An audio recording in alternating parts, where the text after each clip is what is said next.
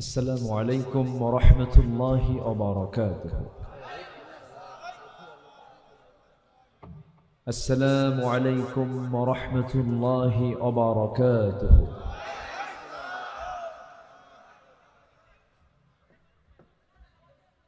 إن الحمد لله الأكرم الذي خلق الإنسان وكرم وعلمه من البيان ما لم يعلم،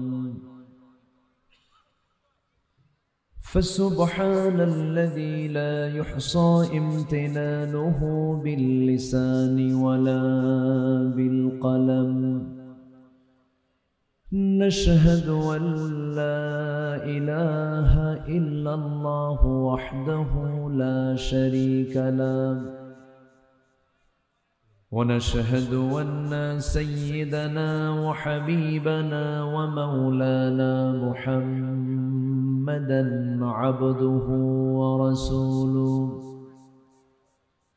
الذي أرسله بالحق بشيرا ونذيرا وداعيا إلى الله بإذنه وسراجا منيرا.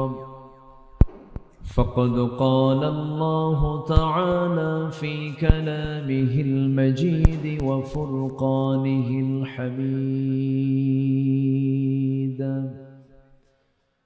أعوذ بالله من الشيطان الرجيم. بسم الله الرحمن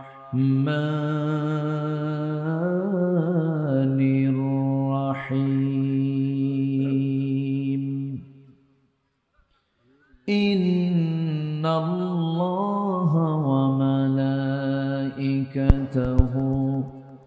يصلون على النبي يا أيها الذين آمنوا صلوا عليه وسلموا تسليما.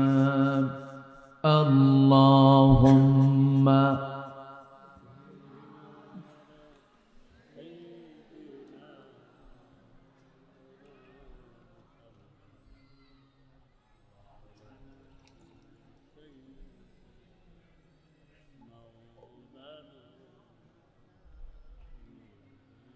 সবাই বলুন বালাগাল উলা বিকামালিহি কাশাফাত তুজা বিজামালিহি হাসুনাত জামিউ খিসালিহি সাল্লু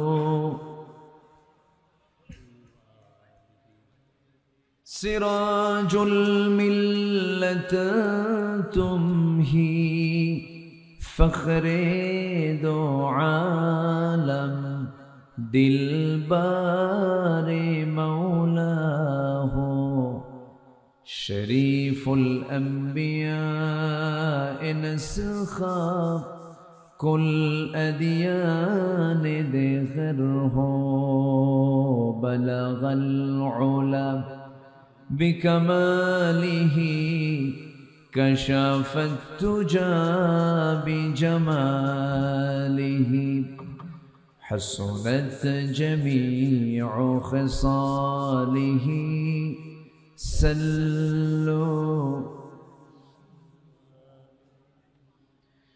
মেঘে ময়ূরী পশ্চিমেতে যে ওই আমার সালাম নবীর দেশে দিও রওজা জিয়ারতের আশায় রওজা জিয়ারতের আশায় পিয়াসী অন্তর যেথায় আমার প্রিয় রাসূল ঘুমাই নিরন্তর যেথায় আমার প্রিয় নবী ঘুমান নিরন্তর। সবাই বলি সাল্লাল্লাহু আলাইহি ওয়াসাল্লাম।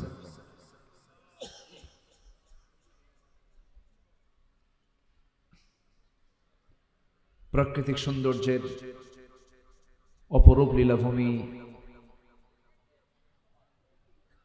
সুন্দরবন বেষ্টিত অঞ্চল, খুলনা অঞ্চলের যশোর জেলার সদর উপজেলার দাইতলা গ্রামবাসী মাহফিল ইন্তেজামি কমিটি কর্তৃক আয়োজিত দিনের বেলা অনুষ্ঠিত দাইতলা স্কুল মাঠ প্রাঙ্গণে অনুষ্ঠিত 13তম তাফসীরুল কোরআন মাহফিল 2025 মহৎ আয়োজনের সম্মানিত সুযোগ্য সভাপতি, আজকের মাহফিলের বরেণ্য সাহেব সদর জনাব ডাক্তার তরিকুল ইসলাম, আজকের মাহফিলের বরেণ্য মেহমানবৃন্দ, বিশেষ করে আমার পূর্বে কথা বলেছেন নন্দিত আলেমে দ্বীন মাওলানা মুস্তফা আল হুসাইন যুক্তিবাদী, আজকের মাহফিলের বরেণ্য অতিথিবৃন্দ, সামনে উপস্থিত দূরে কাছের বিভিন্ন স্থান থেকে ছুটে আসা কালেমার ঝান্ডাবাহী, তাওহীদের পতাকাবাহী, দ্বীন ইসলামের নরসারদুল বীর মুজাহিদ, প্রাণ প্রিয় সম্মানিত দ্বীনি ভাইরা, আড়ালে বসে আছেন শ্রদ্ধেয়া সম্মানিতা মা বোনেরা। আলোচনার সূচনায় আনুষ্ঠানিকতার মধ্য দিয়ে আমার পক্ষ থেকে আবারও দিল খোলা সালাম, আসসালামু আলাইকুম ওয়া রাহমাতুল্লাহি ওয়া বারাকাতুহু। সবাই কেমন আছেন? আমাকে প্রশ্ন করলেন, আল্লাহ তাআলা আমাকে তো আপনার সাথেই বসে রেখেছেন। বলি আলহামদুলিল্লাহ। কমিটি হতাশ হয়েছিলেন যে আয়োজন করলাম, মানুষকে দাওয়াত দিলাম, মাহফিলের লোক কোথায়? তো আল্লাহর মেহেরবানি, আপনারা তো চালাক কম না, সময় মতোই হাজির হয়েছে। বলি আলহামদুলিল্লাহ। এবং এই কর্মব্যস্ত দিন, একদম শহর লাগোয়া যশোরের একদম শহরতলি, আবার লেখা আছে এখানে বিকাল 3টায়, তো আপনারা আগে আসবেন কেন? এখানে লেখাও আছে, তাই না? লেখা আছে।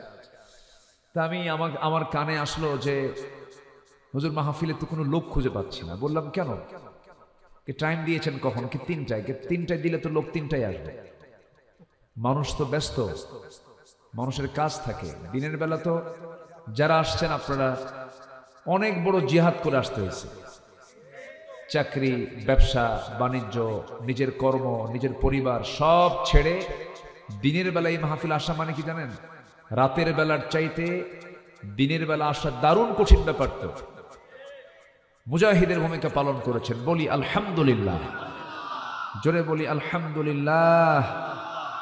যিনি আমাকে আপনাকে এতগুলো লোকের মাঝ থেকে বাছাই করে এমন সুন্দর আয়োজনে আসার বসার তৌফিক দিলেন, সেই মহান জাল্লা শানুহুর দরবারে আমরা সবাই লাখ কোটি শুকর আদায় করি।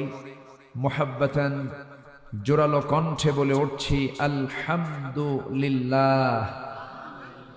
আবারও বলছি আলহামদুলিল্লাহ। চিৎকার মেরে বলছি আল্লাহুম্মা ইন্নী আসআলুকা আল হুদা ওয়াত তুকা ওয়াল আফাফা ওয়াল গিনা। সবাই বলি আল্লাহুম্মা আইন্নি আলা যিকরিকা ওয়া শুকরিকা ওয়া হুসনি ইবাদাতিকা ইবাদাতিকা। আমরা আল্লাহ তাআলার শুকর আদায় করে নিলাম। সম্মানিত হাজিরিন, এই পৃথিবীতে বিভিন্ন ইনস্টিটিউট, বিভিন্ন একাডেমি, যেরকম সুইডিশ একাডেমি প্রতি বছর নোবেল পুরস্কার দেয়, বিশ্বের কিছু বিশেষ অবদানের জন্য কিছু চোরকেও দেয়। খারাপ লোকগুলোকে দেয়। তো যাই হোক, বিভিন্ন ইনস্টিটিউট বিভিন্ন পুরস্কারে পুরস্কৃত করে। আমরা এমন একটা আয়াত থেকে আজকে কথা বলবো যে আয়াতের শেষে আল্লাহ রাব্বুল আলামিন বান্দাকে পুরস্কারের ঘোষণা দিয়েছেন। দুটা সার্টিফিকেট তিনি দিবেন যদি কোনো বান্দা উল্লিখিত আয়াতের কাজগুলো করতে পারে। একটা সার্টিফিকেট হচ্ছে আল্লাহ পাক নিজে বলছেন, আমি তাদেরকে সিদ্দিক খেতাব দেব, সিদ্দিক, আর আমি তাদেরকে মুত্তাকির খেতাবে ভূষিত করে আমি তাকে জান্নাত দিয়ে দেব। তাহলে আমরা পুরস্কার পেতে চাই কার দফতর থেকে বলেন তো?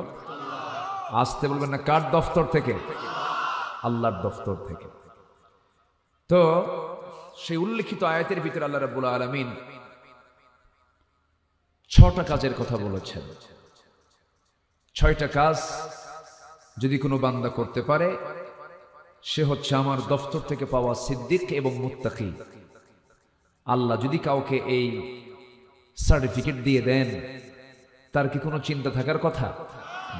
আসুন, আমি আগেই পয়েন্ট আউট করে দিলাম। আসুন এখন আমরা একটু এক্সপ্লেনের দিকে যাই, ব্যাখ্যার দিকে যাই। তাফসীর মাহফিল, তো এই তাফসীর মাহফিলের নামের এই সূচনা করেছেন। আগে এই মাহফিলগুলোর নাম এটা ছিল না, ছিল ওয়াজ মাহফিল, ইসলামী জালসা, ইসালে সোয়াব, আজিমুর শান, মহাসম্মেলন, এরকম বিভিন্ন ধরনের নাম ছিল। কিন্তু এই যে তাফসীরুল কোরআন মাহফিল, এটার নামটা রূপকার হচ্ছেন এদেশের ইতিহাসের একজন কিংবদন্তি শহীদ আল্লামা দেলওয়ার হুসাইন সাইদি রাহিমাহুল্লাহ। বলি আলহামদুলিল্লাহ। আমি জেনে খুশি হবেন যে মাহফিলটা 18 বছর বন্ধ ছিল, দীর্ঘ 18 বছর চট্টগ্রামের প্যারেড ময়দানে আল্লামা সাইদ রাহিমাহুল্লাহ 1977 সালে প্রথম মাহফিল শুরু করেন। 2006 সাল পর্যন্ত দীর্ঘ 29 বছর তিনি একটানা মাহফিল করেছিলেন। এরপর 6 পর থেকে নিয়ে 23 সাল পর্যন্ত উনি পৃথিবীতে বেঁচে থাকলেও ফেরেশতারা মাহফিল করতে দেয়নি। ফেরেশতা কেন বললাম? ফেরেশতা চোখে দেখা যায় না, ফেরেশতা চোখে দেখা যায় না। এখনো যারা আমি যাদেরকে ফেরেশতা বলেছি ওদেরকেও চোখে দেখা যাচ্ছে না, তো এই জন্য ফেরেশতা কইছে। ফেরেশতার একটা বৈশিষ্ট্য হলো কি, বান্দার চোখে দেখা যায় না। এদিকে চোখে দেখা যাচ্ছে এখন আর নাই, কই যে আছে ফেরেশতার মতো হয়ে আছে। পরশুদিন না কোথায় যেন এই কথা বললাম, একজন হুজুর ফেরেশতা বটে কিন্তু ওটা আজাজিল, একজন বলেছে। আচ্ছা, যাই হোক, আমার কথা কি মনক্ষুণ্ণ হচ্ছেন নাকি আপনারা? আমাদেরকে এত কিছু করলো ওরা, কিছু তো বলা দরকার। কম কিছু করেছে বলেন? কম কিছু করেনি তো। মাহফিল আসলেই ডানে আর বামে কিরামুন কাতিবিনের মতো বসে থাকতো। এই মাহফিল হয়নি দীর্ঘদিন, এই মাহফিল হয়নি, করতে দেয়নি। 3-4 বার সিদ্ধান্ত নেওয়ার পরও মাহফিল হতে দেয়নি। এটা কি হ্যাঁ ঠিক করতে বলতেছে? ঠিক আর করবে কেমনে? এটা এটা এটা উঠায় দেন, এটা সরায় দেন, এভাবে চাপায় দেন। আচ্ছা থাক না, থাক এখানে যা আছে। আপনার মেশিন ভালো, সমস্যা নেই। আপনার মাইক ভালো, এই তো সার্টিফিকেট পেয়ে গেলেন, আর লাগবে না কিছু। জি আলহামদুলিল্লাহ। তো আমার দিকে তাকান, আমার আওয়াজ কি সবাই শুনতে পাচ্ছেন? আপনারা একটু ওই যে মনিটর থেকে একটু সরতে হবে, ওই আওয়াজটা আমার কানে আসতেছে না। ও মনিটরটা যে কষ্ট দিয়ে ফেললাম মনে হয় না? জি আলহামদুলিল্লাহ। সম্মানিত ভাইয়েরা, তাহলে একটু কথা তো বলতেই হয়। তো সেই 18 বছর ওই মাহফিল বন্ধ ছিল। গত 27 জানুয়ারি মাহফিলটা আল্লাহ পাক এই নগণ্য গোলাম দিয়ে আল্লাহ পাক উদ্বোধন করিয়ে নিয়েছেন চট্টগ্রামে। 18 বছর পরে মাহফিল শুরু হলো। সেই মাহফিলের ভলেন্টিয়ারের সংখ্যা হলো 12,000। ভলেন্টিয়ার কত? 12,000 শুধু ভলেন্টিয়ার। তাহলে এখন চিন্তা করে দেখুন মাহফিলটার ঐতিহ্য কি ছিল। আর এটাকে ওরা মুছে ফেলতে চেয়েছিল। গত 9 জানুয়ারি সিলেটের এমসি কলেজ মাঠে কয়েক যুগ পরে, যুগেরও অধিক সময় ধরে বন্ধ ছিল, ওটাও শুরু হয়েছে। 2014 সালে পাবনার উত্তরবঙ্গের সবচেয়ে বড় প্রোগ্রাম আমান ট্রাস্ট, দারুল আমান ট্রাস্টের মাহফিল বন্ধ ছিল, ওটাও এবার আল্লাহ পাক আমাকে দিয়ে শুরু করে দিয়েছেন। তো এই মাহফিলগুলোকে ওরা বন্ধ করে চেয়েছিল কি জানেন? যে কেমন করে জাতিকে কোরআন থেকে দূরে রাখা যায়। কিন্তু ইতিহাসে যারা আসমানি কিতাব নিয়ে ষড়যন্ত্র করেছে, আল্লাহর পয়গম্বর আলেম ওলামাদের কিনা ষড়যন্ত্র করেছে, তাদের অবস্থা যুগে যুগে ফেরাউন, হামান, নমরুদদের মতোই হয়েছে। আমার দেশে কি হয় নাই? হয়ে গেল। তো মুরব্বীরা বলতেন মরা ছাড়া উপায় নাই, না মূর্তি হয়ে গেছে। কি ঠিক কিনা? না মরতেই হয়ে গেছে। জুলুম চলে না, জুলুম কোনো পুঁজি না, জুলুম করা যাবে না। জুলুম যদি আপনি করেন তাহলে ধরা খাইছে, অহংকার যদি করেন ধরা খেয়ে বসে আছেন। 53 বছর পরে আমার আপনার সন্তানদেরকে বলে রাজাকের নাতিপুতিরা চাকরি পাবে। হ্যাঁ, এই সমস্ত কাহিনী এখনো চলে। এগুলো বিনয়ের কথা না, এগুলো অহংকারের কথা। মিশিয়ে দিয়েছেন কে? মিশিয়ে দিয়েছেন কে?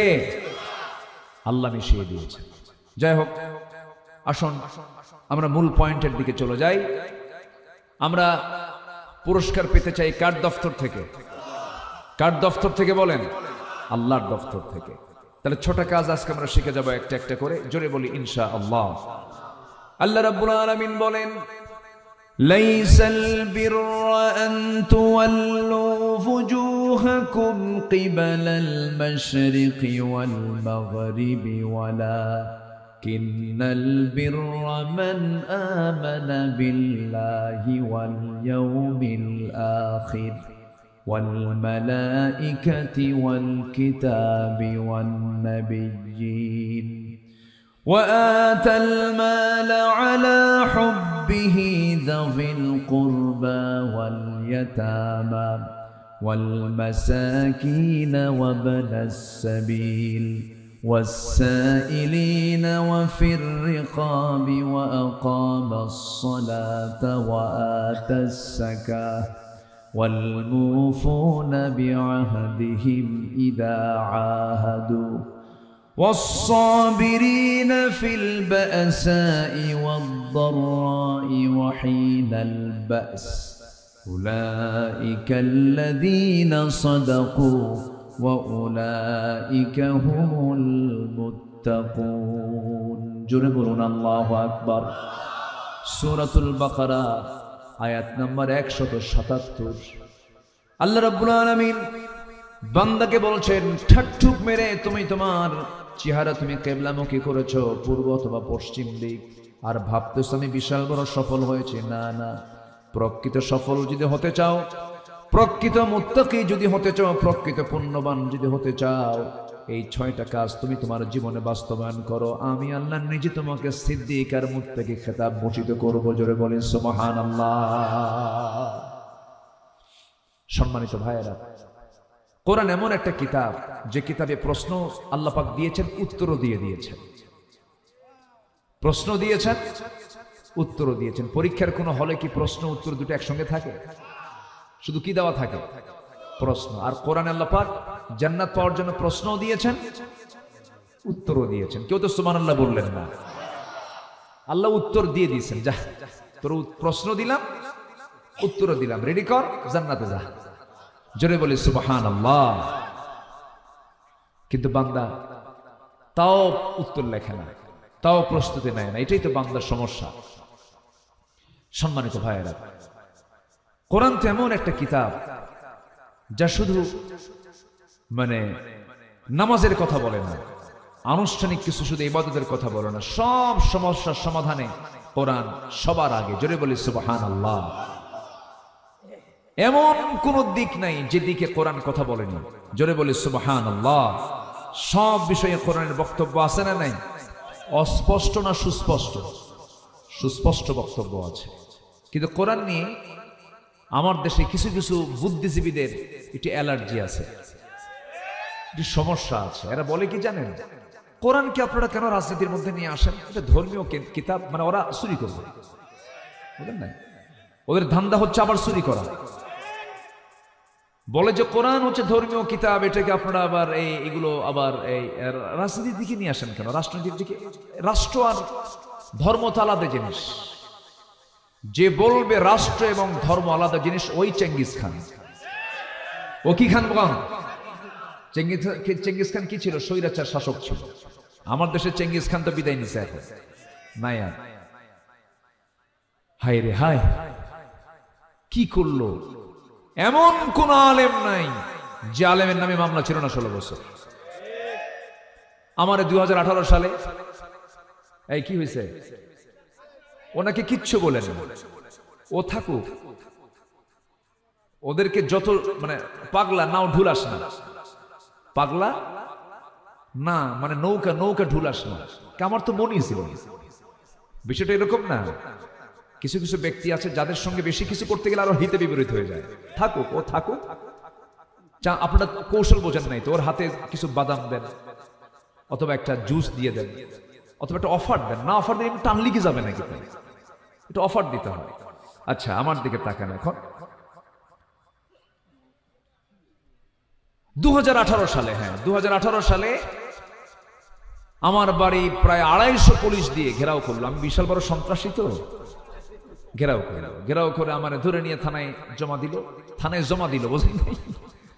আমি অফিসারের সামনে, ওসির সামনে বসে আছি। আমার সাথে খারাপ আচরণ করেনি ওই ওসি, আমাকে দেখে সালামি দিলেন। সালাম দিয়ে বলেন, হুজুর খুব লজ্জা পাচ্ছি। কিছুক্ষণ পর দেখি তার চোখে পানি। বললাম, আপনি কাঁদেন কেন? হুজুর আমি আপনার খুব ভক্ত। ধরছেন কেন? হুজুর ধরছি কি আমি উপর থেকে চাপ আসে, কি করব, বাধ্য হচ্ছে হুজুর। চাকরি বাঁচান তো ফরজ।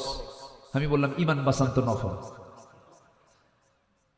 মামলা একখান দিয়া ঢুকায় দিল, কোর্টে নিল, জামিন নামঞ্জুর করলো। এত বড় আসামি বুঝলেন, জামিন নামঞ্জুর। ঢুকায় দিল জেলখানায়। ঢুকলাম, দেখি মুরব্বী একটা সামনে দাঁড়ানো, 80 থেকে 85 বছর বয়স। আমার দিকে সালাম দিয়া খুব খুশি আমাকে দেখে, বলতেছে, হুজুর আপনি জেলখানায় ঢুকছেন? খুব খুশি হলাম। তো বললাম, ঢুকলাম জেলখানায়, খুশি হলেন আপনি, এটা কেমন কথা? হুজুর মাহফিল শুনতে যাই, কত দূর থেকে ওয়াজ শুনি, কাছে পাই না, মুসাফা করতে পারি না। এত সুন্দর কাছাকাছি ধরা দিলেন, দোয়া করি আপনি ভিতরেই থাকেন। তো বললাম যে আপনি কেন এই বুড়া বয়সে নাতিপুতি থুয়ে এই জায়গায় আসছেন? তো বলে যে, হুজুর আমি কি করবো, আর আমি তো আসতে চাইনি, আমারে পাঠায় দিছে। কেন? আমি নাকি বোমা হামলা করেছি। বোমা হামলা বলতেছে, বাবা আমি নাকি এই বুড়া বয়সে, আচ্ছা বলেন তো, উনি বলতেছে আমাকে, আপনি বলেন তো এই 85 বছরের বয়সে আমি কি বোমা হামলা করতে গেলে জায়গা মতো পড়বেন, আমার মাথায় পড়বে? হাতেরই ফিটনেস নাই তার। এইভাবে তারা 16 বছর গোটা দেশকে একটা জেলখানা বানিয়ে ছেড়েছিল। বিশেষ করে জগতের শ্রেষ্ঠ সন্তান আলেমদেরকে তারা যে বিকৃত আচরণ করেছে, যে লোমহর্ষক আচরণ করেছে, এটা নিকটবর্তী জালিম শাসকদের ইতিহাসে খুবই বিরল। এটা উচিত হয়নি। যদি অনুতপ্ত হন তারা, ভালো, অনুতপ্ত হলে ভালো, তওবা করে ফিরে আসেন। আমরা আপনাদের মতো না, আমাদের কলিজা এত ছোট না, আমরা উদার, আমরা মাফ করতে জানি। আল্লাহ পাক আমাদেরকে মাফ করা শিখিয়েছেন, আমরা মাফ করতে জানি। কিন্তু নতুন করে কোন নাটক সাজাবেন না, নতুন করে ষড়যন্ত্র করবেন না, হাত পা ভেঙে গুঁড়ো করে দেওয়া হবে। ওরা যা পারে আমরা তা পারবো না তো, আমরা মাফ করতে শিখেছি, আমরা জানি এটা। কিন্তু যদি ভুল অনুতপ্ত হন তো ভালো কথা, আল্লাহ তুমি তাদেরকে বোঝার তৌফিক দিয়ে দাও। জোরে বলি আল্লাহুম্মা আমিন, আরো জোরে বলি আল্লাহুম্মা আমিন। সম্মানিত ভাইয়েরা, তাহলে ঠাকঠুক মেরে কয়েকটা সেজদা দিলেই কিন্তু ইমানদার হওয়া যায় না। প্রকৃত ইমানদার হওয়ার জন্য লাগবে হলো 6টা পুঁজি। কয়টা পুঁজি লাগবে? 6টা পুঁজি লাগবে। আসুন একটা একটা করে বলি। এর মধ্যে 1 নম্বর পুঁজি হলো ঈমান আনা। কি আনা বলেন তো? হয়তো অনেকে বলবেন, হুজুর এত সস্তা বিষয় তো জানি আমরা, কিন্তু ঈমান এটা সহজ কোনো বিষয়। এটা হচ্ছে মূল মাদার। একটা মানুষের বডির ভিতরে গুরুত্বপূর্ণ অংশ কি বলেন তো? মাথা। মূল অংশ কি বলেন তো? মাথা। মাথা থাকলেই একটা মানুষের অস্তিত্ব বোঝা যায়। মাথা নাই আর কি কোনো কিছু দাম আছে? না। একটা মানুষের জীবনের যত আমল আছে এর মধ্যে মূল বিষয়টা কি বলেন তো?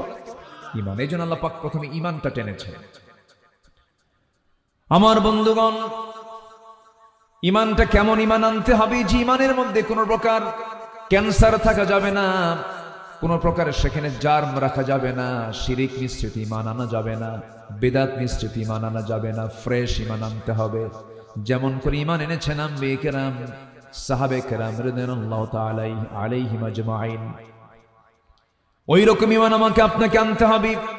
আল্লাহ রাব্বুল আলামিন সুন্দর করে বলছেন, ওয়াল্লাযীনা আমানু ওয়া লাম ইয়ালবিসু ঈমানাহুম বিযুলমিন উলাইকা লাহুমুল আমনু ওয়া হুম মুহতাদুন। জোরে বলুন আল্লাহু আকবার। ঈমান যারা আনবে এবং ঈমানকে যারা শিরকের দ্বারা, জুলুমের দ্বারা আচ্ছাদন করবে না, বেদাত মুক্ত, শিরিক মুক্ত, ফ্রেশ ঈমান যারা আনবে, আল্লাহ বলছেন এরাই নিরাপদে থাকবে। এই সমস্ত বান্দাগুলো হেদায়েত প্রাপ্ত বান্দা। জোরে বলি সুবহানাল্লাহ। আমার দেশে সন্ত্রাসী ঈমানদার আছে না নাই? কি ঈমানদার? সন্ত্রাসী আবার ঈমানদার। কিন্তু অভিনেতা ঈমানদার আছে না নাই? অভিনয় করে, খালি গায়ে নাচে। কি গায়ে নাচে? খালি গায়ে উলঙ্গ হয়ে নাচে। আবার ওমরায় যায়, ওমরায় গিয়ে সেখান থেকে ফেসবুক লাইভে এসে বলে, প্রিয় দেশবাসী, আমি ওমরায় করতে এসেছি, আপনারা আমার জন্য সবাই মিলে দোয়া করবেন। প্রিয় দেশবাসীর কাছে আমি দোয়া চাই, আমি যেন ওমরার কাজ সম্পূর্ণ করে দেশে ফিরে যেন সিনেমার বাকি কাজ সম্পূর্ণ করতে পারি। তাহলে এরাও কিন্তু অভিনেতা ঈমানদার। কি কি কি কি কি বলেন তো? অভিনেতা ঈমানদার, সন্ত্রাসী ঈমানদার, এরকমও আছে। এগুলো কি ঈমানদার বলে না? ঈমানদার হতে হলে নোংরা অভিনয় বাদ দিতে হবে, সন্ত্রাসী কার্যক্রম বাদ দিতে হবে, বেনামাজি চরিত্র বাদ দিতে হবে, ফাঁকিবাজি বাদ দিতে হবে, মিথ্যা বাদ দিতে হবে, গীবত বাদ দিতে হবে, হক নষ্ট করা এই সমস্ত চরিত্র বাদ দিতে হবে। এগুলো বাদ দিয়ে যারা ঈমানটাকে যারা ফ্রেশ রাখবে, আল্লাহ রাব্বুল আলামিন তার ঈমানকে কবুল করবেন। আমার বন্ধুগণ, আমার দেশে বহু লোকের নামই আছে ঈমান আলী। আছে না? নাম কি? ঈমান আলী। নামাজ পড়ে না, আছে কি না? নাম হলো ফজর আলী। হয়তো ফজরের সময় সন্তানটা হয়েছিল, মা শখ করে নাম রেখেছে ফজর আলী। কিন্তু ফজর আলী ফজরে না উঠে সকাল 10টায় ওঠে, নাম রাখছে কি? ফজর আলী। নাম হলো আতর আলী, গোটা গায়ে গাজার গন্ধ।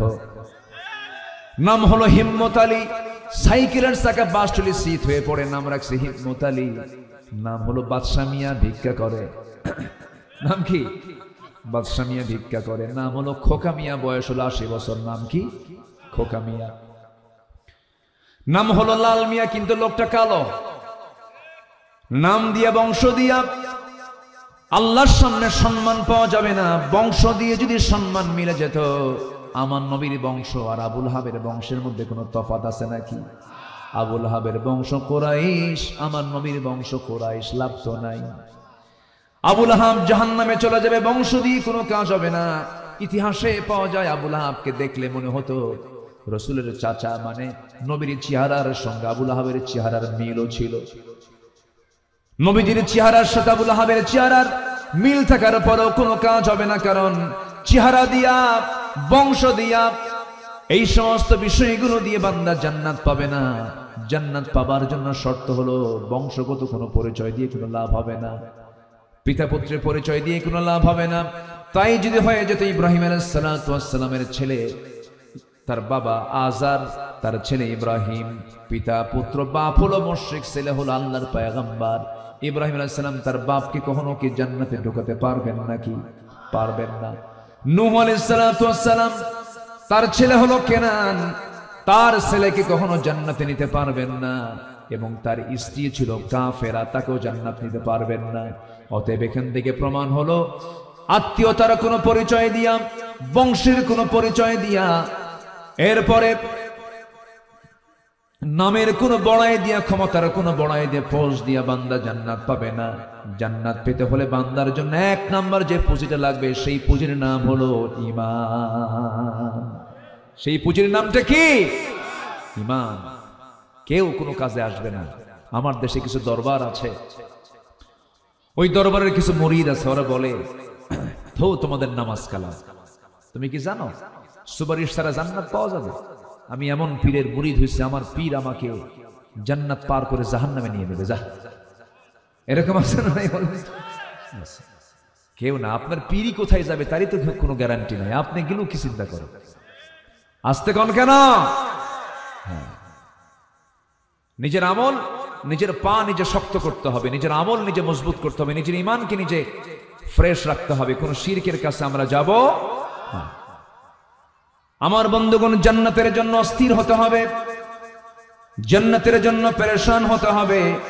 একজন অন্ধ সাহাবী নবীর সামনে দাঁড়িয়ে বললেন, হুজুর যুদ্ধের ডাক এসেছে, আমাকে পারমিশন দেন। রাসূল বললেন, না রে না, তুমি তো অন্ধ মানুষ, যুদ্ধ করবা কেমনে? উহুদের যুদ্ধ আসলো, তিনি বললেন না না পারবো না। খন্দক আসলো, তিনি বললেন পারবো না। নবীর যুগে, নবীর সময় তাকে যুদ্ধের পারমিশন দেন নাই। প্রথম খলিফা আবু বকর সিদ্দিক রাদিয়াল্লাহু তাআলা আনহু, তিনি বলছেন, ওই অন্ধ সাহাবী এসে প্রথম খলিফার সামনে দাঁড়ায় বলছে, আমার খলিফা ভাই আবু বকর, একটু পারমিশন দেওয়া যায় নাকি? না, দেওয়া যাবে না। রাসূল যাকে পারমিশন দেয় না, আমি তাকে যুদ্ধের পারমিশন দিতে পারবো না, কারণ তোমার চোখ নাই। দ্বিতীয় খলিফা ওমর ফারুকের শাসনামলে তিনি এবার এসে সেকেন্ড খলিফাকে বলছেন, ভাই ওমর, আমার নবীজি সারা জীবন চেষ্টা করেছে, রাসূল আমাকে জিহাদে যেতে দেন নাই। প্রথম খলিফাও জান্নাতে জিহাদে যেতে দেন নাই, কিন্তু আমার ওমর দ্বিতীয় খলিফা, আজকে আপনার কাছে বড় আশা নিয়ে দাঁড়িয়েছি। আমার কত বন্ধুরা বদরে অংশগ্রহণ করে, জিহাদে অংশগ্রহণ করে শহীদ হয়ে জান্নাতে চলে গেল, উহুদেও জান্নাতে চলে গেল, খন্দকেও জান্নাতে চলে গেল। কিন্তু এতগুলো যুদ্ধ শেষ হলো, সব জান্নাতের বাসিন্দা হয়েছে, আর আব্দুল্লাহ ইবনে মাকতুম এখনো দুনিয়াতে পড়ে আছে, এখনো দুনিয়াতে পড়ে আছে। একটু দয়া করে ওমর, আজকে তুমি আমাকে মানা করবা না, আমি যুদ্ধে যেতে চাই, আমাকে যুদ্ধের পারমিশন দিয়ে দাও। ওমর ফারুক বলছেন, ভাই আব্দুল্লাহ, আমি আপনাকে পারমিশন দেবো কেমন? আপনি তো চোখে দেখেন না। এবার তিনি বলছেন, আমি জানি আপনি আমাকে এমন কথা বলবেন, আমি চোখে দেখি না, কিন্তু যুদ্ধে গিয়ে কি সবাই যুদ্ধ করে নাকি? না। কেউ তাবু পাহারা দেয়, কেউ কালেমার ঝান্ডা নিয়ে সামনে দাঁড়ায় থাকে, কেউ খাবারের যোগান দেয়, কেউ পানির যোগান দেয়, কেউ কিছু কিছু জায়গায় শুধু দাঁড়িয়ে থাকে, তার কাজ। অন্তত আপনি আমাকে সিম্পল একটা কাজ দিবেন, সেই কাজটা হলো মুসলমানদের কালিমার ঝান্ডা রাখার দায়িত্ব আপনি কাউকে না দিয়ে আমি আব্দুল্লাহ আমার কাঁধে দিয়ে দিবে। জোরে বলি সুবহানাল্লাহ। চোখ নাই এমন একজন সাহাবী বলেছেন, কি নাই? চোখ নাই। আর আমাদের চোখ থাকতেও আমাদের হুঁশ নাই, চোখ থাকতেও হুঁশ নাই। আব্দুল্লাহ ইবনে মাকতুম রাদিয়াল্লাহু তাআলা আনহু এবার যখন এই কথা বলে ফেললেন, সাইয়েদনা ওমর ফারুক বললেন, ভাই আব্দুল্লাহ যখন বলেছেন আপনাকে না করি কেমন? আপনাকে পারমিশন দেওয়া হলো। এবার তিনি বলছেন, আমিরুল মুমিনিন, আপনি আমার জন্য দোয়া করুন, আমি যেন সেই কালিমার ঝান্ডা নিয়ে সামনে যেন দাঁড়ায়া থাকি। আমি তো চোখে দেখি না, ডান কোনটা বুঝি না, বাম কোনটা বুঝি না, সামনে পিছনে কিছুই বুঝি না। আমি একটা জায়গায় কালিমার ঝান্ডা নিয়ে দাঁড়িয়ে থাকবো, কাফেররা আমাকে তাক করবে, কাফের আমাকে তাক করে দূর থেকে তীর মেরে দেবে, বুক দিয়ে ঢুকে পিঠ দিয়ে বের হবে, আমার বুকের তাজা রক্ত জমিনে পড়বে, আমি শহীদ হয়ে আল্লাহর জান্নাতে সোজা চলে যাব। জোরে বলি সুবহানাল্লাহ, আর জোরে বলি সুবহানাল্লাহ। তাদের মধ্যে কি লালন ছিল, কি চিন্তা তারা লালন করেছেন, আর আমরা কি চিন্তা লালন করি। মসজিদ পাকা, ফজরে মুসল্লি নাই, জানেন? মসজিদগুলো আজকে পাকা পাকা মসজিদ, কিন্তু ফজরে মুসল্লি নাই। 3 জন মুসল্লি মোটে, ইমাম মুয়াজ্জিন খাদেম। এদের চাকরি না থাকলে এদেরকেও খুঁজে পাওয়া যেত। বাস্তব। মানুষের লাইফ স্টাইল ভিন্ন হয়ে গেছে, মানুষ ঘুমাতে যায় ফজরের আগ দিয়া। আমি কি ভুল বলতেছি নাকি? সারা রাত নিজের ফেস না দেখলেও ফেসবুকের ফেস দেখে, সারা রাত দেখে, 3টার দিকে ঘুমিয়ে পড়ে, ফজর গেল, ফজর পড়ে না। আপনি কি জানেন ফজরের আগ দিয়ে শয়তান একটা ওয়াজ করতে আসে বান্দার কাছে। শয়তান কি করতে আসে? ওয়াজ করতে আসে। শয়তানও কিন্তু ওয়াজ করে।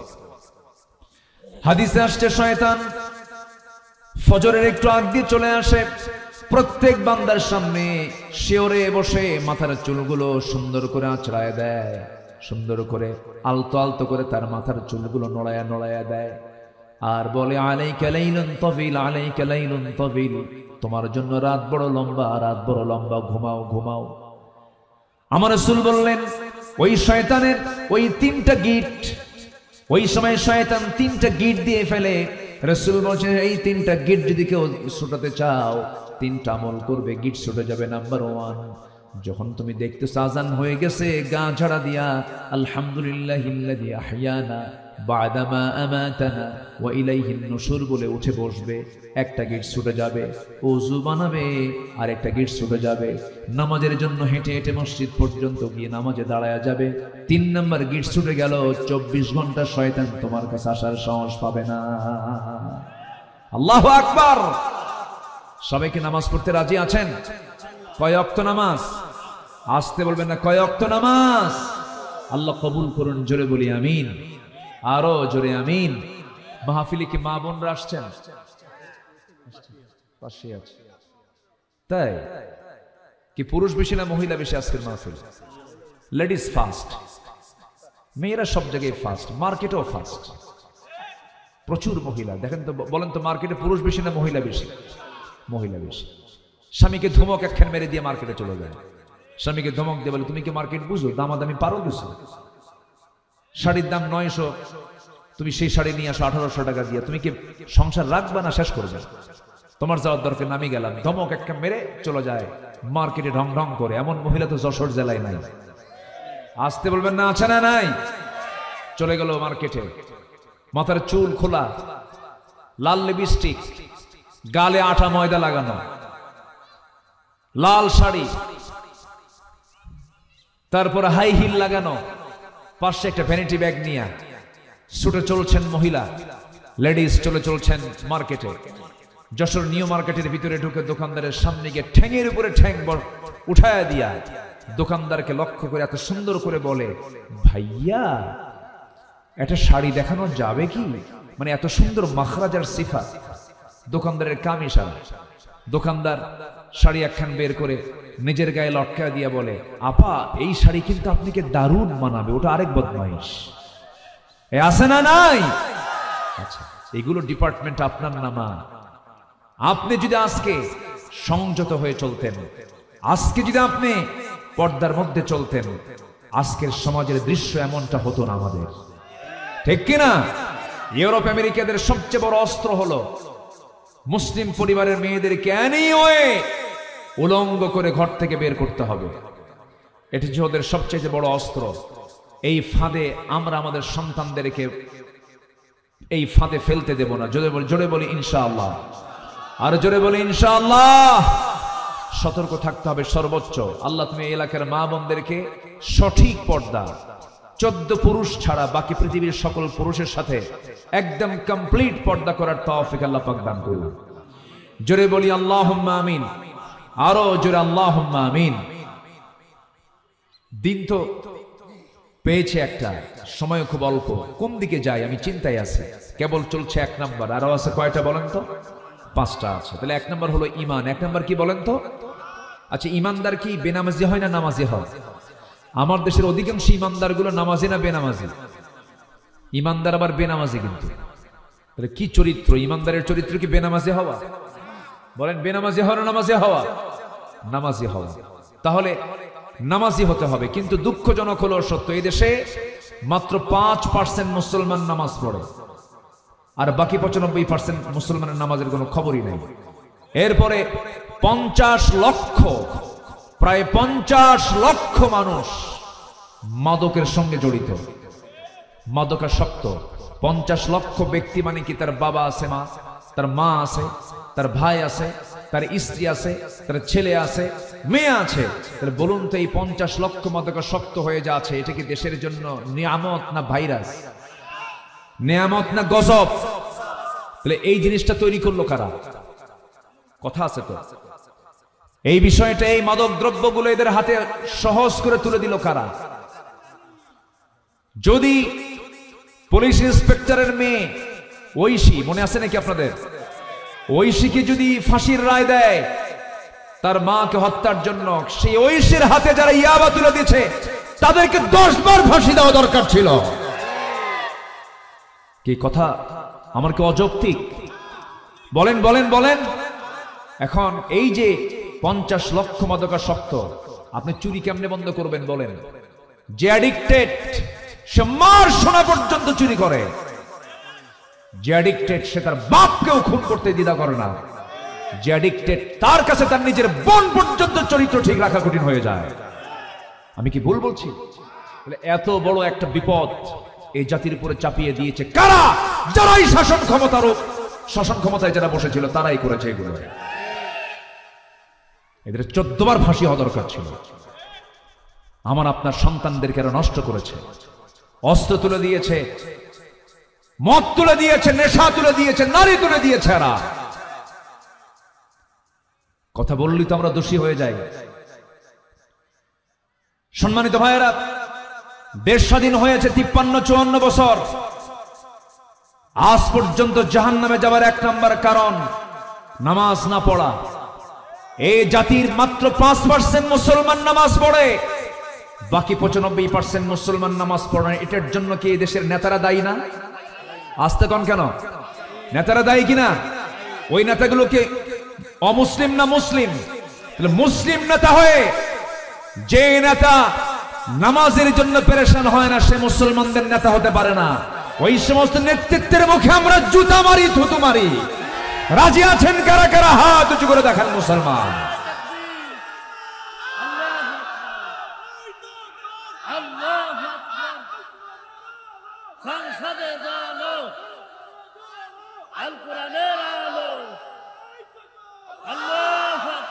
আল্লাহ কবুল করুন, জোরে বলি আমিন, আরো জোরে আমিন। যার ঘরে একটা মাদকাসক্ত ছেলে আছে, এটা যে কত বড় জাহান্নাম উনি বুঝেন। রেখে দিয়েছে ড্রয়ারে টাকা, নাই 10 মিনিট পর। পাশের বাড়ির মহিলার কানের দুল নাই, আরেকজন প্রতিবেশীর ছাদের কাপড় নাই, অথচ ওই ছেলে ছিল সম্ভ্রান্ত পরিবারের সন্তান। কিন্তু এগুলো কেন করেছে? ওই মাদকাসক্ত তাকে এই চরিত্রহীন বানায় দিয়েছে। তাহলে বলুন, এটা কি শুধুমাত্র বিপদ না বড় বিপদ? এরকম করে আমার দেশের প্রতিবেশী যারা, প্রতিবেশী রাষ্ট্র, এই প্রতিবেশী এরা দিয়েছে হলো ভালো একটা খাবার দিয়েছে, ড্রিঙ্কস, ফ্যান্সি ডিল সহজ করে দিয়েছে। ওইদিকে মায়ানমার দিয়েছে বিসি, ওই যে দানা দানা, ইয়া বাবা ইয়া বাবা। ওদিক থেকে বাবা দিল, এই দিক থেকে মা দিল, জাতি শেষ। আমরা এমন প্রতিবেশী পেয়েছি, রাসূল বলেছেন সেই লোকটার কপাল বড় ভালো যার প্রতিবেশীটা ভালো, যার প্রতিবেশীটা ভালো। আমরা ভৌগোলিকভাবে এমন দেশের নাগরিক, ফিলিস্তিনও ভৌগোলিকভাবে আরব এত বড় বিপদে নাই। ফিলিস্তিনের চতুর্দিকে আরব রাষ্ট্র আছে, তাদের ভৌগোলিক অবস্থান এত খারাপ নয়। মুসলিম শক্তি এক হলে পরে ইহুদিরা মুহূর্তের মধ্যে মাটির সঙ্গে মিশে যাবে। কিন্তু আমরা এমন দেশের নাগরিক যার চতুর্পাশে মুশরিক, সামনে হলো দরিয়া, মরা ছাড়া উপায় নাই। আমাকে আপনাকে গর্জে উঠতে হবে বাতিলদের মোকাবেলায়, ঠিক কিনা? জ্বলে উঠতে হবে নিজের শক্তি নিয়ে, আল্লাহর সাহায্য নিয়ে। সাহায্য করবেন কে? আসতে বলবেন না, সাহায্য করবেন কে? আমাকে বাঁচাবেন কে? আল্লাহ আমাকে বাঁচাবেন। সম্মানিত ভাইয়েরা, অনেক কথাই আছে, একটু একটু করে বলছি। শহরতলির মানুষ আপনারা, যশোর সদর শিক্ষিত জনপদ, আমি চেহারা দেখি টের পাচ্ছি সবাই সচেতন মানুষ। কথাগুলো শোনেন, কাজে লাগবে। আগামীর নেতৃত্ব আমরা দেখতে চাই নামাজের নেতৃত্ব, আগামীতে দেখতে চাই আমরা কোরআনের নেতৃত্ব। যা এই জাতি পেয়েছে সব শুধু ধোঁকা দিয়েছে এরা, আমরা ধোঁকায় পড়তে চাই না। আমরা এখন কোরআন দেখব, ইসলাম দেখব, সৎ দেখব, নামাজি নেতৃত্ব দেখব। আল্লাহ কবুল করুন, জোরে বলি আমিন। সম্মানিত ভাইয়েরা, ঈমান আনবো 1 নাম্বার, মনে থাকবে তো সবার? জোরে বলি ইনশাআল্লাহ। নামাজ ইমান না বেনামাজি ইমান? বলেন বলেন। হ্যাঁ, সুদযুক্ত ইমান না যাকাতওয়ালা ইমান? যাকাতের না সুদের? বলেন আমরা কিসের? যাকাতের যাব না সুদে যাব? যেখানে যাকাত থাকবে সেখানে সুদ থাকবে না। আমার দেশে যাকাত আছে না সুদ আছে? সুদ আছে, তবে যশোরের সুদ নাই। আছে, সুদ আছে, বেশি বলার দরকার নাই, গোটা দেশের এক চিত্র একই। সুদ ওয়াজ করে বন্ধ হবে না, সুদ বন্ধ করতে হবে আইন করে, আইন করে বন্ধ করতে হবে। ওয়াজ করে কোনোদিন সুদ বন্ধ হয় না, ওয়াজ করে কখনো বেপর্দা বন্ধ হয় না, ওয়াজ করে কখনো মদের বোতল বন্ধ হয় না। এগুলো বন্ধ করতে হবে, একদম আইন করে বন্ধ করতে হবে মুসলমান। যদি বলে রাজনীতি কেন? রাজনীতি আমাদের করতে হবে। রাজনীতি করেছেন মুহাম্মদ সাল্লাল্লাহু আলাইহি ওয়াসাল্লাম। চোররা রাজনীতি করবে না? রাজনীতি করার দরকার কি খারাপদের না ভালোদের? বেনামাজির না নামাজির? হ্যাঁ, ভালো লোকের রাজনীতি করতে হবে। খারাপ লোক আমরা দেখেছি অনেক, আর দেখতে চাই না। জোরে বলি ইনশাআল্লাহ, আরো জোরে বলি ইনশাআল্লাহ। চাঁদাবাজি ছিল, এখনো আছে না নাই? আসতে বলবেন না, আছে না নাই? তাদের উদ্দেশ্য করে বলতে চাই, সন্ত্রাসী চাঁদাবাজি ছিনতাই করে টিকতে না পেরে ভাঙ্গা হেলিকপ্টারে দিল্লি গেছে, কিন্তু ঠিক কিনা? এগুলো করে কিন্তু টেকা যাবে না। লাইনে আসেন, লাইনে আসেন, লাইনে আসেন। আল্লাহ বুঝার তৌফিক দান করুন, জোরে বলি আমিন। সবকিছু ফুরে যাবে, কিচ্ছু করতে পারবেন না। 16 বছর হাক ডাক কম দেয়নি, বহু হাক ডাক দিয়েছে, খালি কইছে খেলা হবে, কইছে না খেলা হবে, কইছে না খেলা হবে, কইছে না। যে কইছে খেলা হবে সে এখন নাই, খেলবে কোথায়? ঠিক কিনা? হ্যাঁ হ্যাঁ, কষ্ট পাচ্ছেন নাকি আপনারা? আমার দিকে তাকান। তাহলে 6টা কাজের 1 নম্বর কাজ আজকে আমরা শিখে নিলাম, আরো 5টা। জোরে বলি ইনশাআল্লাহ। নাম্বার 2 হচ্ছে ওয়াতাল মাল আলা হুব্বিহি, প্রিয় কিছু মাল আল্লাহর পথে দিতে হবে। কার পথে? কার পথে? আল্লাহর পথে। সবাই কি দিতে রাজি আছেন? সবাই দিতে রাজি আছেন? সেরা 2 টাকা পকেটে থাকে 7 দিন ধরে, কোনো ফকিরও নেয় না। এই 2 টাকা 7 দিন ধরে অচল, বিড়ির দোকানদার নেয় না, ফকির নেয় না। শুক্রবারে জুমার নামাজে পড়তে যাওয়ার পর সালাম ফেরার পরে সামনে আসে বাক্স। বাক্সর তার চোখ নাই। বাক্সের চোখ আছে? বাক্স যখন আসে তখন ডানে তাকায় আর বামে তাকায়। ওই সেনা 2 টাকা দিয়া বলে, আল্লাহ সোয়াব দাওয়ার না দাও, থোয়ার জায়গা নেই। এটিকে প্রিয় মাল খরচ করা? এটিকে প্রিয় মাল খরচ করা হলো না। মক্কা থেকে মদিনায় হিজরত করলেন, মক্কা থেকে মদিনায় হিজরত করলেন। কি মামুর বাড়ি বেড়াতে গেছেন? আমার নবীর মামুর বাড়ি কোথায়? মদিনা। কিন্তু মামুর বাড়ি বেড়াতে যান নাই, তিনি হিজরত করতে বাধ্য হয়েছেন। পিটন খেয়েছেন আমার রাসূল, মার খেয়েছেন সাহাবায়ে কেরাম। আমার নবীজি যখন মক্কা ছেড়ে যাচ্ছিলেন, 53টা বসন্ত পার করেছেন কাবার সাথে। 53। কাবার দিকে তাকান, আর অঝরে ঝাড়ায় চোখ দিয়ে পানি পড়ে, আর কেঁদে কেঁদে বলছেন, কাবা, তোর সাথে আমার থাকার বড় শখ ছিল, কিন্তু তোর প্রতিবেশী দারুণ খারাপ, আমাকে থাকতেই দিল না, চলে গেলাম। আমার নবীজি মদিনার উদ্দেশ্যে রওনা দিলেন। মিলিয়ন মিলিয়ন টাকার মালিক সাহাবীরা ব্যবসা ছেড়ে দিয়ে, বউ ঈমান আনে বউকে ছেড়ে দিয়ে, সন্তান ঈমান আনে সন্তানকে ছেড়ে দিয়ে নবীর সঙ্গে হিজরত করে মদিনায় চলে গেছে। ওয়াতাল মাল আলা হুব্বিহি যাবিল কুরবা, চলে গেছে। একজন ছিলেন আব্দুর রহমান ইবনে আউফ, একজন মিলিয়নার সাহাবী, কোটি কোটি টাকার মালিক ছিলেন। মদিনায় যাওয়ার পর কিচ্ছু কাজ নাই তার, থাকারও জায়গা নাই। নবীর সামনে ইতিমের মতো বসে আছেন। আমার নবীজি দেখে বললেন, আব্দুর রহমান, এত বড় সম্পত্তির মালিক তুমি, মক্কায় ছিলে, আজকে তোমার কিছু নাই। তোমাকে দেখে আমার বড্ড খারাপ লাগছে। আব্দুর রহমান, তোমার জন্য কিছু তো করা দরকার। হুজুর, কিচ্ছু লাগবে না, আমি আপনাকে পেয়েছি, আল্লাহকে পেয়েছি, এর চাইতে বড় পুরস্কার এই দুনিয়াতে আমার আর দ্বিতীয়টা নাই। আমার নবীজি একজন আনসার সাহাবীকে ডাক দিয়ে বলছেন, আনসার সাহাবী, এইদিকে আসো। কাছাকাছি যখন চলে গেলেন, রাসূল বললেন, ও আনসার সাহাবী, এই যে আমার আব্দুর রহমান, খুব প্রিয় আমার সাহাবী, এই সাহাবীর জন্য কিছু করা যায় নাকি দেখো তো। সে আনসার সাহাবীর 2টা বড় খেজুর বাগান ছিল, বড় বড় 2টা খেজুর বাগান মদিনার। ঘোড়ার পিঠে তুলে নিয়া আব্দুর রহমান ইবনে আউফ কে আনসার সাহাবী নিয়ে দুটো খেজুর বাগান দেখায় দিয়ে বলছেন, ভাই আব্দুর রহমান, তোমার যে খেজুর বাগানটা পছন্দ হবে সেই পছন্দের খেজুর বাগান আমি তোমার নামে এই মুহূর্তে দলিল করে দেব। আব্দুর রহমান বলছেন, ভাই আর কি দিবা কও? বলতেছে, এখন আর কি দেব তোমাকে?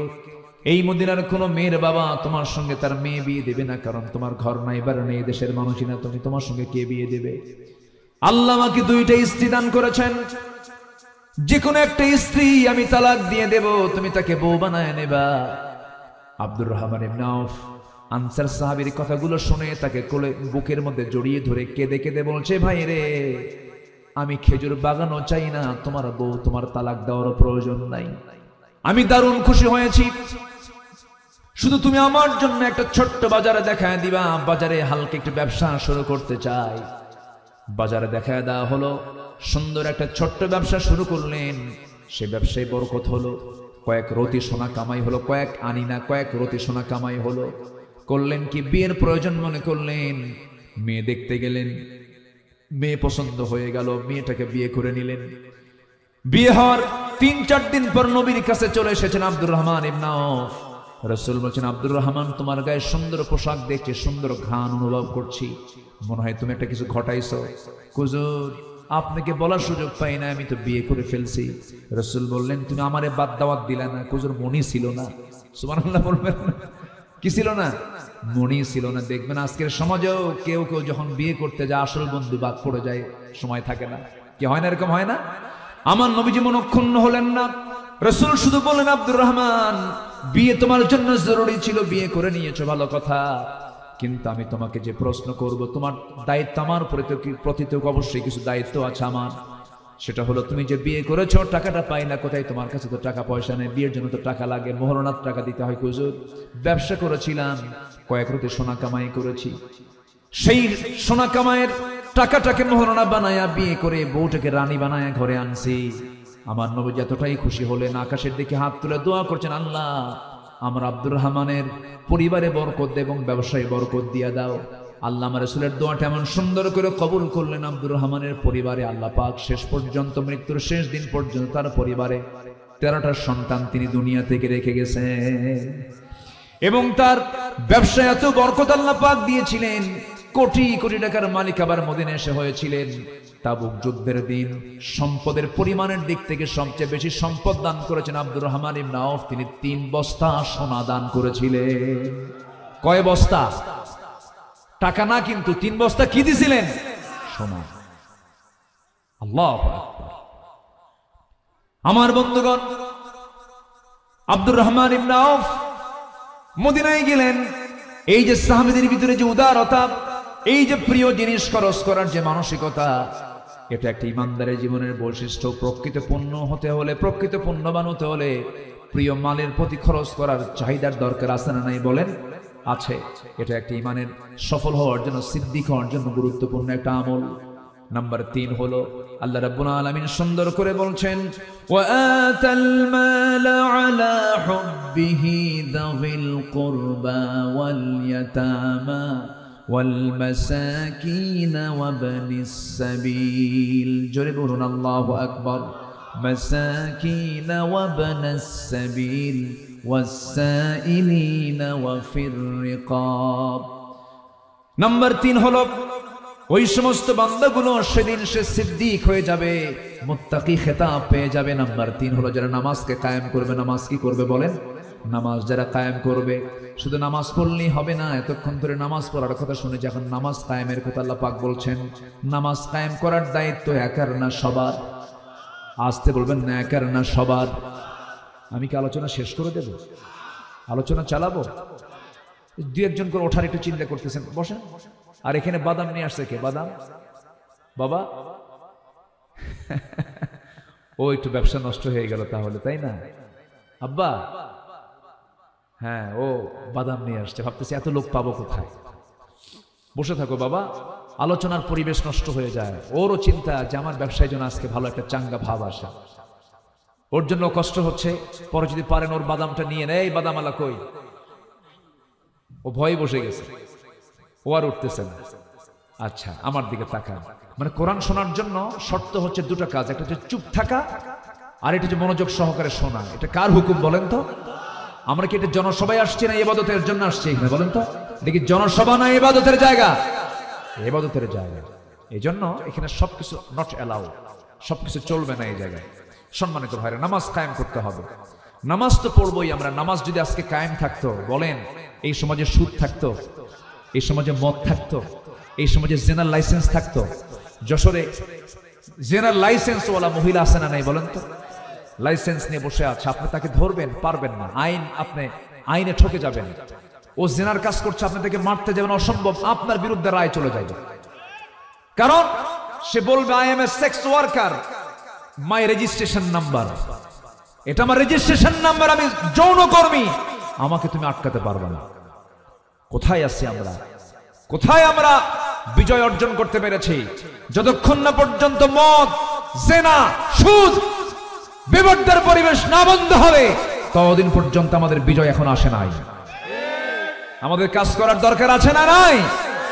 আচ্ছা সম্মানিত ভাইরা, আল্লাহ আমাকে কত কি দিলেন, আমি আল্লাহকে তো কিছুই দিতে পারলাম না। আল্লাহ, আমি এইদিকে আসলেই একটা জিনিসের প্রতি আমার চরম লোভ থাকে, একটা আকর্ষণ থাকে, সেটা হলো খুলনায় ঢুকলেই আমার প্রিয়জনদেরকে বলি, বন্ধু যেটাই করো আমাকে কিছু না দিলেও আমার মধু দিতে হবে। কিসের মধু বলেন তো? কোথাকার মধু? সুন্দরবন। অন্যান্য বনের মধু এত কার্যকর না, যে কার্যকর মধু হলো সুন্দরবনের। একদম 100% যদি সেখানকার মধু যদি আপনি নিতে পারেন আর পান করতে পারেন, মরা ছাড়া সব রোগের ঔষধের মধ্যে আছে। জোরে বলি সুবহানাল্লাহ। তাহলে গোটা দেশের ঔষধ কোম্পানি কোথায়? আসতে কয় রে, বলেন কোথায়? সুন্দরবন। হ্যাঁ, আর যশোরে কি আছে? খেজুরের গুণ। খেজুরের গুড় তো আলাদা, এটা নিয়ামত আলহামদুলিল্লাহ। কালকে আমার ড্রাইভার, আমি গতকালকে এসেছি রাতের বেলা, আমি রাস্তা দিয়ে কোন রাস্তা দিয়ে আসতেছিলাম, চতুর্দিকে শুধু খেজুর গাছ আর কি ঝুলার আছে, ঠিলা। আমার ড্রাইভারকে, হুজুর কি এটা কি পাড়া যাবে, না বলে খাওয়া যায়? বুঝলেন না? আমি কি ফতুয়া দিই, মানে ওর জিব্বায় চলে আসছে পানি, খাইবো খাবো কেমন? আল্লাহ কি রস দিয়েছেন, আল্লাহু আকবার বলবেন না? এক একটা এলাকার এক একটা নিয়ামত আল্লাহ পাক দিয়েছেন। তো এটা তো খেজুর, এটা রস, আর ওটা হচ্ছে ওষুধ। মধুটা কি বলেন তো? ওষুধ। এই ওষুধ কোম্পানি কে দিয়েছেন এবং এটা ডিপার্টমেন্ট দিয়েছেন কোন প্রাণীকে বলেন তো? মাছি না? কি মাছি? মৌমাছি। মাছি তো ও জায়গা মতো পড়ে, ও জায়গায়ও পড়ে। মাছির তো কোনো চরিত্র নাই। ও মিষ্টিতেও পড়ে, আবার মিষ্টি খা যা ছাড়ে মানুষ ওখানেও পড়ে, ওর তো কোনো চরিত্র নেই। না ঠিক আছে, কিন্তু মৌমাছি স্পেশাল। আলু সব জায়গায় চলে, আলুর চপ, আলু ভর্তা, আলু ঘাটি, আলুর ডাল সব জায়গায় চলে, আলুর দম।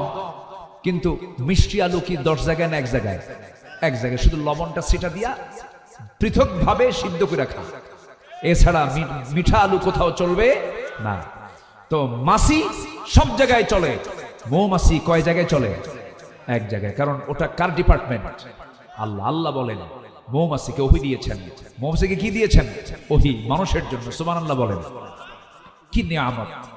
আল্লাহ রাব্বুল আলামিন মৌমাছিকে ওহী দিয়েছেন, কি সুন্দর করে জানিয়ে দিচ্ছেন, ওয়া আওহা রাব্বুকা ইলান নাহলি আন ইত্তাখিযি মিনাল জিবালি বুয়ুতান ওয়া মিনাশ শাজারি ওয়া মিম্মা ইয়ারিশুন। জোরে বলুন আল্লাহু আকবার। আল্লাহ মধুরে বল, আল্লাহ মৌমাছিকে বললেন, ও মৌমাছি, ও নাহালরা, ও মৌমাছিরা। একটা সূরার নামে কিন্তু এই সূরার নামকরণ করা হয়েছে, মৌমাছির সূরা, সূরাতুন নাহাল। সেই নাহাল থেকে হলো সুন্দরবন। কত বড় ভাগ্যবান আপনারা! সব ওষুধগুলো আপনারা জমা করে রেখেছেন সুন্দরবনের যে মধু, এই মধু দিয়ে গোটা দেশ চলবে আলহামদুলিল্লাহ বলেন। আমার বন্ধুগণ, এটা যদি, এই মধু যদি খাঁটি থাকতো, স্কোয়ার লাগতো না। এই খাঁটি যদি মধু থাকতো, বড় বড় কোম্পানি, যেগুলো ওষুধ কোম্পানির প্রয়োজন হতো না, মানুষ যদি খাঁটি হতো, কিছুই লাগতো না, এই ওষুধই যথেষ্ট হতো। সুবহানাল্লাহ বলেন। কেমন করে একটু মনোযোগ দিয়ে শোনেন। এই মৌমাছিকে আল্লাহ রাব্বুল আলামিন ওহী দিলেন, গাছের ডালে বাসা বানাও, পাহাড়ের কিনারে বাসা বানাও, সুন্দর করে বাসা প্রস্তুত করো। আল্লাহ পাকে দায়িত্ব দিয়েছেন পুরুষ মৌমাছিকে না রানী মৌমাছিকে। বলেন কি কি মৌমাছি? এখানে আলেম ওলামা আছেন, আনিত্তাখিদি মিনাল জিবালি বুয়ুত। আনিত্তাখিদি মুযাক্কার না মুয়ান্নাস? মুয়ান্নাস না? মুয়ান্নাস মানে মহিলা। আল্লাহ পাক ১৫০০ বছর আগে দেখেন বলে দিচ্ছেন কোরআনে, হে রানী মৌমাছি বাসা বানা, মৌচাক বানা। জোরে কোন আল্লাহু আকবার। পুরুষ মৌমাছি এই মৌচাক বানাতে পারে না। কত আগে বলে দিলেন। নাম্বার ২, এই মৌমাছি যখন কোন ফুলের বাগান অথবা উদ্যান খুঁজে পায় তখন স্বর্ণ মৌমাছিদেরকে সঠিক পথের নির্দেশনা দেয়। চিন্তা করে দেখেন, এটাকে আধুনিক সায়েন্স এটার নাম দিয়েছিল ওয়াগাল ড্যান্স। একজন ১৯৭৩ সালে একজন বিজ্ঞানী কার্ল ভ্রন, সে নোবেল পুরস্কার পেয়েছে এই মৌমাছি মৌচাককে ঘিরে গবেষণা করে, সে নোবেল পুরস্কার পর্যন্ত পেয়েছে। এই যে দিক নির্দেশনা দিল আল্লাহ রাব্বুল আলামিন ১৫০০ বছর আগে, এই কথাটা সুন্দর করে জানিয়ে দিচ্ছেন। আল্লাহ রাব্বুল আলামিন বলেন, সুম্মা কুলি মিন কুল্লিস সামারাতি ফাসলুকি সুবুলা রাব্বিকি যুলুলা। জোরে বলুন আল্লাহু আকবার। তুমি প্রত্যেক ফল থেকে আহার করো এবং তুমি তোমার রবের সহজ পথে চলো। আল্লাহু আকবার। কি সুন্দর করে আল্লাহ রাব্বুল আলামিন বলছেন। নাম্বার ৩ হলো, এটাই শেষ নয়, বর্তমান সময়ে বিজ্ঞানীরা নিখুঁতভাবে গবেষণার মাধ্যমে প্রমাণ করেছেন আসলে মধু বের হয় মৌমাছির পেট থেকে। মৌমাছির পেট থেকে মধু বের হয়, মৌমাছির পেট থেকে মুখে নিয়ে সে পেটে ঢুকায়, সে পেট থেকে বের করে সে মৌচাকে ভরে ফেলে। জোরে কোন সুবহানাল্লাহ।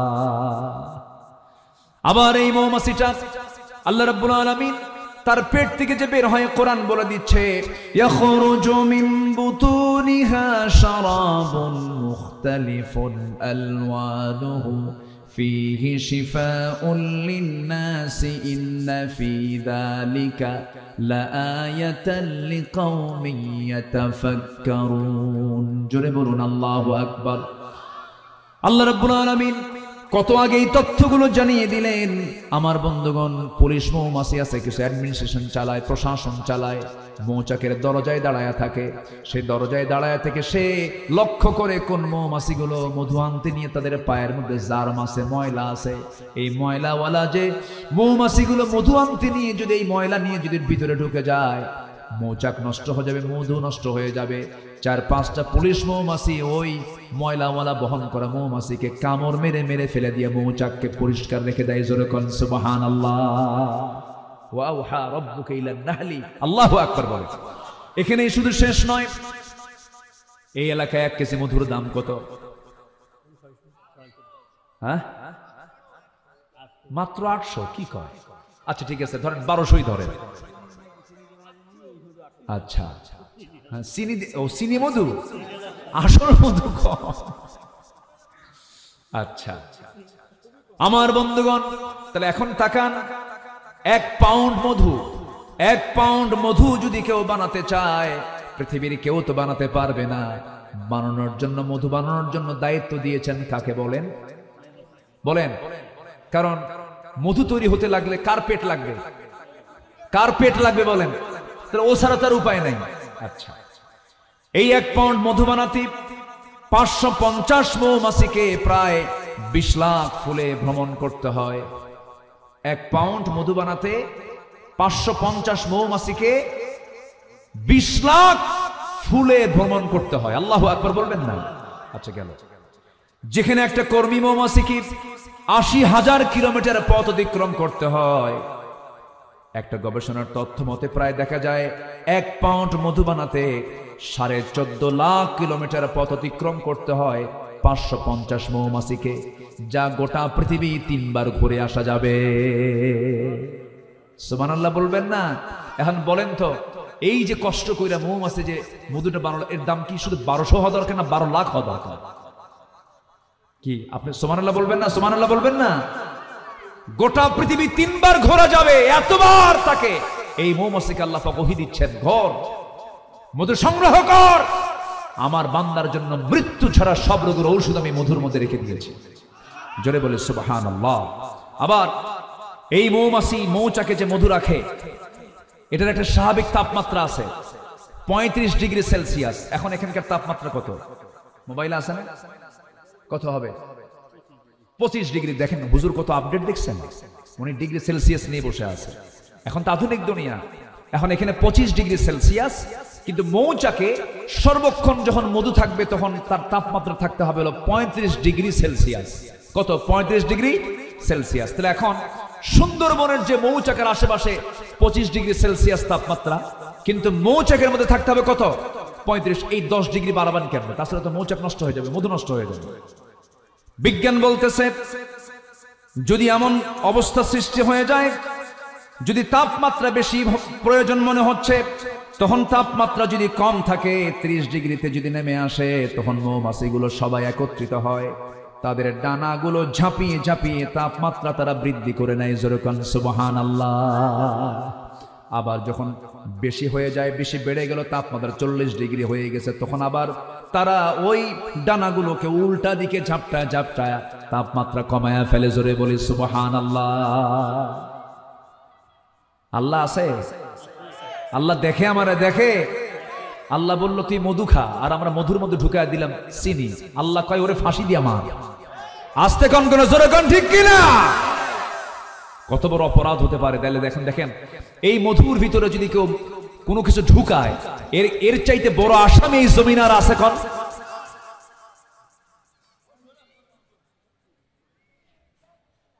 এত সুন্দর মানুষ আপনারা তো কেউ নড়াচড়া করতেছেন না। বলি আলহামদুলিল্লাহ, খুব ভালো মানুষ আপনারা। আমাকে শেষ করতে হবে খুব দ্রুত। আপনাদের যশোরে যখন আমি আসি তখন আমি একটু ভয় পাই, কি জানেন? আপনাদের ভাষাগুলো না অনেক সুন্দর। বলি আলহামদুলিল্লাহ।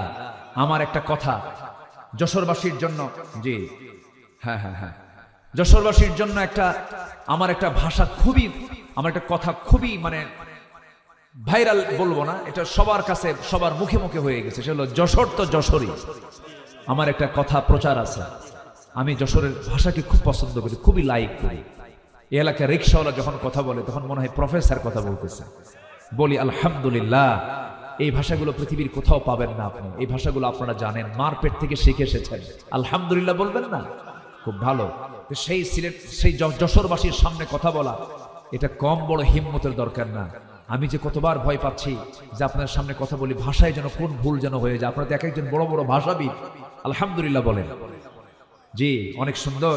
তো আমাকে শেষ করতে হবে, আমি পয়েন্ট আকারে শুধু বলে দিচ্ছি 6টা কাজ। একটা হচ্ছে ঈমান, নাম্বার 2 হচ্ছে প্রিয় মাল খরচ করব কার পথে? আল্লাহর পথে। মাঝখান দিয়ে আমরা নামাজ কায়েমের কথা বলতে নিয়ে আল্লাহর নিয়ামতের কিছু দিকে চলে গেছিলাম সুন্দরবন, আবার চলে আসলাম যশোরে। আবার কোথায় আসলাম বলেন? যশোরে আসলাম। মৌচাকের ডিপার্টমেন্ট বাদ দিয়ে আমরা এখন এইদিকে এসে এখন নামাজ কায়েমের কথা আবার শুনলাম। নাম্বার 4 হচ্ছে ওয়াত যাকাত। নামাজ আছে যেখানে, যাকাত আছে সেখানে। কিন্তু আমার দেশে মানুষগুলো খুব চালাক। প্রশ্ন উত্তরেও যদি বলে ইসলামের ভিত্তি কয়টা, 5টা। কি কি? কালেমা, নামাজ, রোজা, হজ, যাকাত। যাকাত নিয়ে গেছে কয় নম্বরে? কিন্তু ইসলামের সিস্টেম হচ্ছে নামাজ আছে যেখানে, যাকাত আছে সেখানে। তাহলে কালেমা, নামাজ, এরপরে কি? আরো জোরে না, কালেমা, নামাজ, এরপরে কি? যাকাত। কিন্তু যাকাত টাকা পয়সার ব্যাপার, তো ওটা 5 নম্বরে ফেলা রাখছে। কালেমা, নামাজ, যাকাত, এরপরে হজ, এরপরে হচ্ছে সাওম রমাদান। আও কামা ক্বালা আলাইহিস সালাতু ওয়াস সালাম, বুনিয়াল ইসলামু আলা 5। সম্মানিত ভাইরা, যাকাত। এরপরে হচ্ছে আল মুফুনা বিহাদিম ইযা আহাদু, যারা ওয়াদা ঠিক রাখবে। ওয়াদাটা খুব গুরুত্বপূর্ণ বিষয়। ইমানদারের জীবনের সবচেয়ে বড় গুরুত্বপূর্ণ দিক হচ্ছে ওয়াদা। ইমানদারের ওয়াদা ভঙ্গ মানে ওর ঈমান নাই, ঈমান গেছে। লা ঈমানা লিমান লা আহাদা। হ্যাঁ, ভোটের সময় তো ওয়াদা আছে, আমার দেশে তো আছে এগুলো। মাথায় টুপি সারা বছর থাকে না, নির্বাচন আসলে পরই আল্লামা আছে না, বলেন আছে এগুলো অভিনয়। জনগণ এখন বুঝে গেছে, জনগণ এখন সচেতন ভাই, এখন জনগণ সচেতন, ঠিক কিনা? অনেকটাই সচেতন। আচ্ছা, এরপর আস-সাবিরিনা ফিল বাসা ওয়াদ-দাররা, সুখে দুঃখে বিপদে পড়লো ধৈর্যের পরিচয় দেওয়ার কথা বলছেন কে? আসতে বলবেন না, কে বলেছেন? কে বলেছেন? ধৈর্য। ধৈর্য ছাড়া উপায় নেই। অসুখ হয়েছে ধৈর্য, ঋণ হয়েছে ধৈর্য, ব্যবসা মন্দা ধৈর্য, বউ কথা শোনো না তাও ধৈর্য, সন্তান চলে গেছে অন্যদিকে তাও ধৈর্য। সবটা জায়গায় ইমানদার ধৈর্যের যদি পরিচয় দিতে পারে, আল্লাহ বলছেন এটাই হচ্ছে সত্যবাদী। যেরকম সুবহানাল্লাহ। এক মহিলা সেদিন আমাকে ফোন দিয়ে বলতেছে, হুজুর আমার স্বামী আমার সকালেও তালাক দেয়, বিকেলেও তালাক দেয়, আমি কি আসি না নাই? কিছু কিছু স্বামী আছে না নাই এরকম, বলেন তো? আচ্ছা, সকালেও তালাক দেয়, বিকলতা লাগবে, মানে এত রাগ খাটায় দিবে না। এগুলো ধৈর্যের, আপনি যদি চ্যুতি ঘটান আপনার ঈমানটা নষ্ট হয়ে যাবে। এই 6টা কাজ যারা করবে আল্লাহ বলছেন উলাইকাল্লাযীনা সাদাকু, এরাই হচ্ছে সত্যবাদী। জোরে কোন সুবহানাল্লাহ। উলাইকা হুমুল মুত্তাকুন, এরাই হচ্ছে মুত্তাকি। জোরে বলি আল্লাহু আকবার। একটা লোক নড়বেন না। আমি সবাইকে নিয়ে দোয়া করব। আজান হয়ে গেছে, আজান হয়ে গেছে কতক্ষণ আগে? আরো না, তারও আগে। হ্যাঁ, এখনো প্রায় 20-25 মিনিট আগে মনে হয় সর্বশেষ আমি আজানটা শুনেছি। সবাই বসবেন, একটা লোক নড়বেন না। এই মাহফিলের সৌন্দর্য রক্ষার দায়িত্ব আলোচকের একার না সবার? আমার একার দায়িত্ব বলেন তো? আপনিও এই মাহফিলকে সৌন্দর্য রক্ষার জন্য এগিয়ে আসবেন। একটা লোক নড়বেন না। একটা বাগানের ফুল যেমন সৌন্দর্যকে বাড়িয়ে দেয়, একটা মাহফিলের সৌন্দর্য বাড়িয়ে দেয় হলো শ্রোতা মণ্ডলী। নড়াচড়া করবেন না, সবাই বসবেন, একসঙ্গে আমরা দোয়া করব। বসেন। তো এই মাহফিল তারা মাঝখানে বন্ধ রেখেছিলেন, পারেন নাই, বন্ধ রাখতে বাধ্য হয়েছিলেন। তো এখানে মাহফিল কমিটি তারা পিছনে ঈদগাহ নিয়ে তারা একটা প্ল্যান করেছেন। না, ঈদগাহ কোথায়? এখানে বেশ কিছু রড দেখা যাচ্ছে, রডগুলো পুরাতন হয়ে গেছে। তো তারা একটু প্ল্যানে আছেন এই বিষয়টা নিয়ে, এটাও আপনার মাথায় রাখবেন ইনশাআল্লাহ। আর যুব সমাজ, আজকের এই এলাকার যুব সমাজ তারা এই মাহফিলটার আয়োজনের ডাক দিয়েছে, আলহামদুলিল্লাহ বলে। গ্রামবাসীরা দাওয়াত ডাক দিয়েছে, অনেক মা বোন মাহফিল আসছেন। একটু ব্যাগ নিয়ে যদি আপনার কাছে যায়, রাগ করবেন আপনারা? কি রাগ করবেন? ঈদগাহের জন্য না, ঈদগাহের জন্যই তারা চাচ্ছেন। তাহলে নামাজের জন্য, ঈদগাহ তো নামাজের জায়গা, তো আপনি আল্লাহর জন্য নামাজের জায়গা করে দিবেন, আল্লাহ আপনাকে জান্নাতের জায়গা করে দিবেন। একদম আল্লাহ তাআলা নিজে ওয়াদা করছেন এটা। তো ব্যাগ যাবে 2 থেকে 3 মিনিট, যে যা পারে।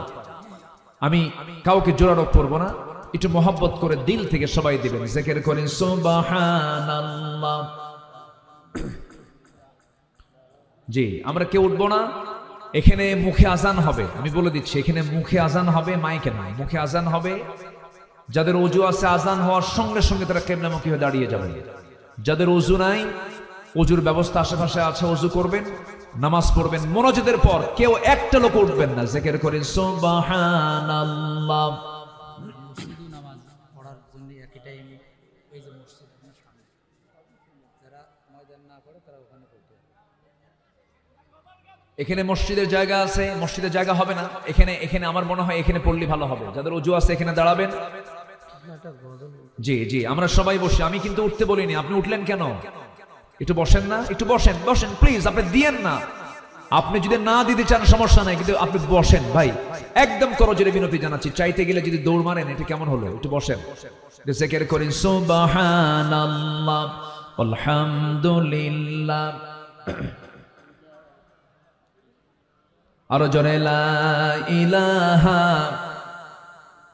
সুবহানাল্লাহ আলহামদুলিল্লাহ। আরো জোরে লা ইলাহা ইল্লাল্লাহ সুবহানাল্লাহ আলহামদুলিল্লাহ। দেখছেন অবস্থা? দেখছেন অবস্থা? না না না, আমরা এখন দোয়ার দিকে যাব। আমরা চাইবো কার কাছে বলেন তো? যে ভলেন্টিয়ার ভাইয়েরা একটু মেহেরবানি করে সবার হাতের কাছে যান, একটু চাদর টাদর নিয়ে গেট মেটে একটু দাঁড়ান। অনেকে আসলে তো এখন বিকেলের সময়, বাজারের সময়, ব্যস্ততার সময় অনেকে যাচ্ছেন। আমরা মনক্ষুণ্ণ হইনি, মাহফিলের আলোচনা পর্যন্ত পিনপতন নীরব হয়ে শুনেছেন। আমি অনেক খুশি হয়েছি। আল্লাহ তুমি এলাকাবাসীকে কবুল করে, জোরে বলি আল্লাহুম্মা আমিন। আমরা এখন দোয়ার দিকে যাব। আমরা চাইবো কার কাছে? কথা বলেন, সালাম বিনিময় করুন। আচ্ছা অল্প কিছু বলেন। জি, আসুন আমরা আল্লাহর কাছে চাইবো। সবাই বলে সুবহানাকা আল্লাহুম্মা ওয়া বিহামদিকা আশহাদু আল্লা ইলাহা ইল্লা আনতা আস্তাগফিরুকা ওয়া আতুবু ইলাইকা। আসুন আমরা দোয়া করি। আল্লাহুম্মা আমিন। ربنا ظلمنا أنفسنا وإن لم تغفر لنا وترحمنا لنكونن من الخاسرين। মিষ্টি বিকেল গধূলি বেলা হাজারো মুসলমান নরনারী নিয়ে তোমার কালাম থেকে প্রকৃতি ইমানদার কারা, সত্যবাদী কারা, মুত্তাকি কারা তোমার চোখে যাদের পছন্দ এই সমস্ত কিছু গুণ নিয়ে আলোচনা করেছি। কাঙ্গাল ভিখারির মতো দুটো হাত পেতেছি আল্লাহ, গুনার দিকে নজর দিও না। বান্দা মনে করে তামাম জিন্দেগীর সমস্ত গুনাহগুলোকে মেহেরবানি করে মাফ করে দাও। জনম দুঃখিনী মা, জনম দুঃখী বাপজান যারা চলে গেছেন, জিন্দেগীর গুনাহগুলো মাফ করে দাও, কবরগুলোকে জান্নাতের টুকরা বানায়া দাও। রব্বির হামহুমা কামা রব্বায়ানি সগীরা, রব্বির হামহুমা কামা রব্বায়ানি সগীরা। অনেক আলোচনা শেষ করে বাড়ি ফিরবো, সব দেখবো, কিন্তু মার ঘরে মাকে পাবো না রে, বাবার ঘরে বাবাকে পাবো না। বাপ মা যারা চলে গেল, জিন্দেগীর গুনাহগুলো মাফ করো, কবরগুলোকে জান্নাতের বাগিচা বানাইয়া দাও। বিশেষ করে মাহফিলটার আয়োজন করলেন যারা, শোনার জন্য কষ্ট করে আসলেন যারা, বিনিময়ে কিয়ামতের কঠিন ময়দান যেদিন কেউ কাউকে চিনবে না, এমনকি মা সন্তানকে পর্যন্ত অস্বীকার করে বসবে, যেদিন মানুষ কাঁদতে কাঁদতে চোখের পানিগুলো ফুরে যাবে, চোখ থেকে রক্ত বের হওয়া শুরু হয়ে যাবে, সেই কঠিন মুসিবতের দিন এই মাহফিল সবার জন্য নাজাতের মাধ্যম তুমি আল্লাহ বানাইয়া দিও। তোমার বান্দাগুলোকে নিয়ে এমন সময় হাত তুলেছি, মুসলমানদের পায়ের তলায় মাটি নাই। ফিলিস্তিনকে বাঁচাও, মুসলমানদের বাইতুল আকসা তুমি আল্লাহ মুসলমানদের হাতে তুলে দাও। বাংলার জমিনে ওমরের মতো একটা শাসক তুমি আমাদেরকে উপহার দিয়া দাও। আয় আল্লাহ তাআলা, দুনিয়া থেকে কোন দিন বিদায় নেব জানি না, মালাকুল মউত কোন দিন আসবে কেউ তো আমরা বলতে পারি না। ডান হাতে আমলনামা না আসা পর্যন্ত আমাদের মরণ দিবা না। মালাকুল মউত একদিন তো চলে আসবে রে, টেনে হেঁচড়ে জান কবজ করে নিয়ে চলে যাবে। 24 ঘন্টা লাগবে না, মাথার চুলগুলো খসে খসে পড়বে। 3 দিন লাগবে না, চামড়াগুলো গলে গলে পোকার পেটের খাবার হবে। মাত্র 7টা দিন পেটের নারী বলে সব চোখ মুখ কান নাক দিয়ে বের হওয়া শুরু হয়ে যাবে। মাত্র 3টা মাস কবর খনন করে যদি দেখা হয় কয়েকটা হাড় ছাড়া কিছুই খুঁজে পাওয়া যাবে না রে। সে অন্তিম মুহূর্ত যখন চলে আসবে, জবানে জারি করে দিও কালো জয়ী কালিমা তাইয়্যিবা লা ইলাহা ইল্লাল্লাহ মুহাম্মাদুর রাসূলুল্লাহ। আসসালামু আলাইকুম ওয়া রাহমাতুল্লাহি ওয়া বারাকাতুহু। ওযু আছে যাদের, কিবলামুখী হয়ে যান তারা। ওযু নাই যারা, ওযু করে নেন, নামাজটা ফরজ মনে করে যেন সবাই আদায় করতে পারে। এই তৌফিক সবাইকে আল্লাহ পাক দান করুন।